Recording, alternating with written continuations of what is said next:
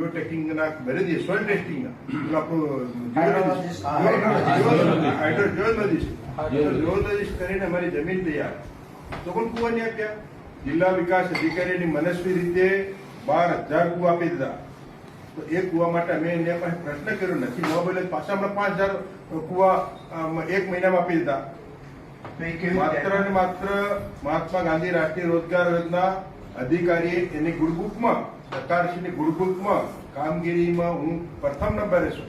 સારી કામગીરી આ રીતે અબજો કરોડો રૂપિયા આપી દીધા અને એનજીઓ મારફત કામ કરે છે. આજે અમારો ગરીબ માણસ જેને ગરીબાઈ શું કે છે, જેના ઘરે ગરીબાઈ આવે એને ગરીબાઈની ખબર પડે, જેને ગરીબાઈ જીવનમાં દેખી નથી એને ગરીબાઈની શું ખબર પડે. હું પોતે આદિવાસી ખેડૂત છું, ધરતીનો ખેડૂત છું, મોટો ખેડૂત છું. મારા લોકો કઈ રીતે જીવન ગુજારે છે, કઈ રીતે રોજગારી મેળવે છે, અને સવારથી સાંજ સુધી મા બાપના પેટના ફાળો પૂરવા દર ભટકે છે, મજૂરી કરે અને સાંજે સૂકો રોટલો ને મરચું ખવડાવીને મા બાપને સુડાવે. એ દિવસોમાં દેખેલા જે સમાજમાંથી આવું છું અને એનું અમલવારી થતી. પ્રભારી મંત્રી સાહેબને કીધું, પ્રભારી મંત્રી સાહેબ થોડો ટાઈમમાં થોડું પરિવર્તન ચેન્જ થઈ ગયું.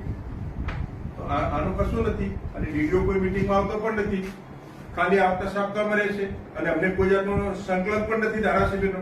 ધારાસભ્ય એટલે કે બાજુ મુલામ છે. ધારાસભ્ય અમે પણ 3.5 લાખ પ્રજાના પ્રતિનિધિ છે. દર મહિને કશું નહીં સાહેબ, કશું સમન્વય બેઠક નથી થતી. નહીં, સંકલન વસ્તુ અલગ છે, કામનું રિવ્યુ બેઠક વસ્તુ અલગ છે. આયોજનના કામોનું વર્કિંગ, એની મેનેજમેન્ટ, એની ચર્ચા અને સમન્વય થવું જોઈએ. માન્ય કલેક્ટર સાહેબ, એ સમન્વય થતું નથી. માન્ય સંસદ સભ્ય સાહેબને, માન્ય મંત્રી સાહેબને બ્રીફ કરવાથી કામ થવાનું નથી.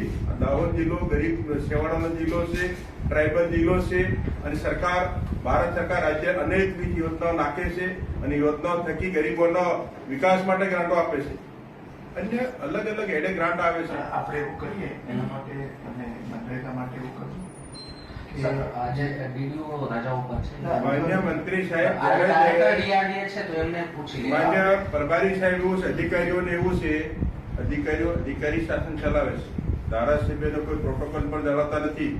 ધારાસભ્યને એવું છે, અધિકારીઓને છે અમે અધિકારી છે. અધિકારી તમારા કરતા તમારો જયારે નોકરી મળી ને એ દિવસથી હું 1993 થી સરકાર ચલાવું. સરકારમાં હું આજ દિન સુધી એ માણસનો ગુણ વિષય છે. હું સરકારમાં હું ભાગીદારી છે મારી. તમને જેટલું જ્ઞાન નથી ને એટલું અમે ગરીબોની સેવા કરી છે. પણ તમારી વાત સાચી, કશું નથી સાંભળતા સાહેબ. હું એમ કહું છું એના માટે સોલ્યુશન લઈ આપી. તમે ડીઆરડીએ ને સાથે રાખી જિલ્લા પંચાયતના સંબંધિત અધિકારીઓ અને સાહેબ 3 વર્ષથી હું ધારાસભ્ય દિશાની બેઠક, માન્ય સંસદ સભ્યનો ચેરમેન છે, માન્ય ડીડીઓશ્રીનો સભ્ય સચિવ છે. દિશાની બેઠક હોય 15 દિવસ પહેલા સ્થાનિક ધારાસભ્ય હોય, જિલ્લા પંચાયત પ્રમુખ હોય, પ્રભારી મંત્રી સાહેબ હોય, બધાનું સંકલન સમન્વય કરી અને પછી દિશાની બેઠક બોલાવી છે અને વિસ્તારથી દિશાની બેઠકમાં ચર્ચા થઈ જાય તો શર્ટ ટ્રેન પર 10 મિનિટમાં ખેલ ખતમ. દાહોદ હતો ત્યાંથી તો પાછળ નિષેકલા ક્રમાંકે જઈ રહ્યો અને ખાલી પેપર વગર દાહોદ આટલો સાહેબ નહીં ચાલે. એવું છે દિશાની મિટિંગ તો આપણે ઉતારવાની છે અને એ વખતે આપણે જે ચર્ચા કરવી હોય બધાને છૂટ જ હોય છે. એ વખતે ચર્ચા કરી લેવી અને મનરેગા માટે છે તમે અલગથી મિટિંગ બોલાવો. મિટિંગ બોલાવીને ધારાસભ્યોને હાજર રાખો, બધાને દરેક વિસ્તારનો રિવ્યુ લ્યો. પહેલા એમની પાસેથી સૂચનો માંગી લ્યો કે શું કરવાનું છે. કારણ કે આપણે સામાન્ય રીતે તો એવું છે ગ્રામ સભા નક્કી કરે પછી જ આપણે એનો કરતા હોઈએ છીએ. પ્રભારી ધારાસભ્ય કેટલા બોલાય તો વાત કરો, અમને હજી તો ઓળખતા નથી.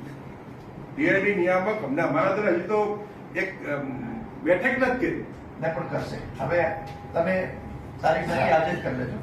આજે તારીખ નક્કી કરી અને તમને ધારાસભ્યોને સંબંધિત અધિકારીઓ અને તાલુકા પંચાયતના પ્રમુખને હાજર રાખો. કારણ કે એમાં તાલુકા પંચાયત આવતા હોય છે, એને રાખો અને એના સૂચનો પહેલાથી માગી લો કે તમારા સૂચનો એ આપો અને પછી આપણે નક્કી કરો. પ્રભારી સાહેબ, પ્રશ્નો ઉભા થવાનું કારણ અધિકારી જ છે.